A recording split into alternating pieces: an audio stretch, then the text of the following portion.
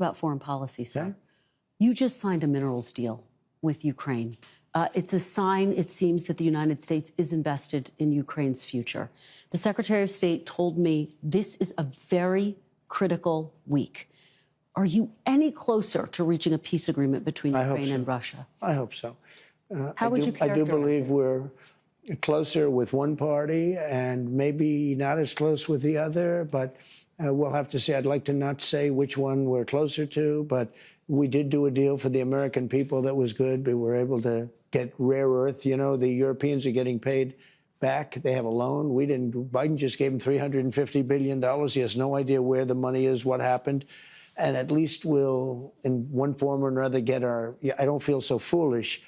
And remember this is Biden's war. This was a war that was never going to happen if I were president. This is a horrible, horrible war. And I get to see shots of soldiers through, satellite that are just so terrible. 5,000 soldiers are being, look, 5,000 soldiers a week on average are dying. They're not American soldiers, but I want to solve the problem. They're Russian soldiers and they're Ukrainian soldiers. And if I can save 5,000 souls, I just love doing it. How long do you give both countries before you're going to walk away? Well, there'll be a time when I will say, okay, keep going, keep being stupid. When does keep that fighting. come?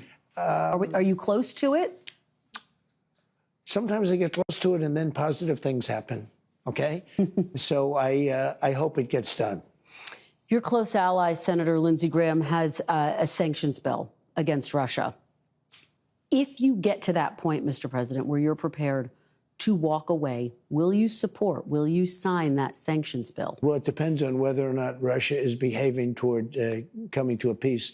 We want a peace deal. We want Russia and Ukraine to agree to a deal. We think we're fairly close, and we're going to save a lot of people from being killed.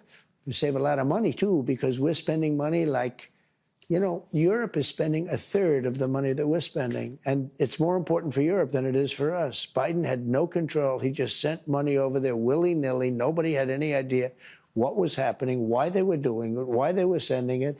And it was massive amounts of money. So you think you're close to a deal? What will Russia have to give up? Because Ukraine, there's been discussions they will have to give up some of the land. Russia will have to give up all of Ukraine. Because that's what they want. All of Ukraine, meaning they wouldn't keep any of the land that they've claimed? Russia would have to give up all of Ukraine, because what Russia wants is all of Ukraine. And if I didn't get involved, they would be fighting right now for all of Ukraine. Russia doesn't want the strip that they have now. Russia wants all of Ukraine. And if it weren't me, they would keep going. Do you know that the European Union leaders have asked me to call Putin so many times because he doesn't return their phone call?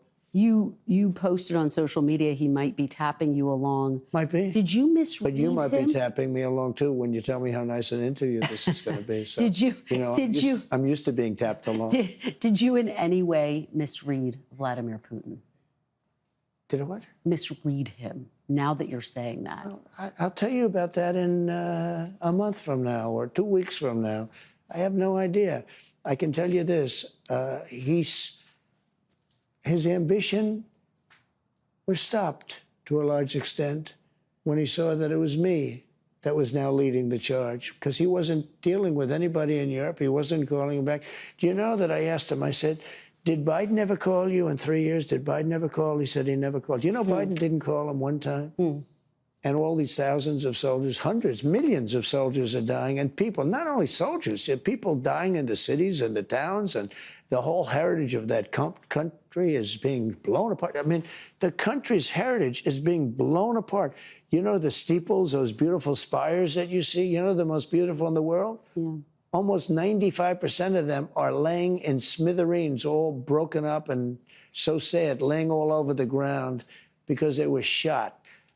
It's really a bad situation. And he didn't get one phone call from Biden. The war would have never started. And by the way, for 4 years, it didn't start. I was there for 4 years. It was the apple of his eye. This was the apple of Putin's eye. There was no chance he would have gone in. What's the red line for you? At what point do you say, that's it, we're walking away? Well, you'll know. I mean, there'll be a time when I may say that. And if But I you're do, not there. there may be something I can't, maybe it's not possible to do. There's tremendous hatred, just so you understand. Kristen, we're talking tremendous hatred between these two men and between, you know, some of the soldiers, frankly, between the generals. They've been fighting hard for 3 years. I think we have a very good chance of doing it. Very quickly, if you do walk away, would that mean that you would pull military and intelligence I don't want to say sharing out that of now. Ukraine? It's too early to say that.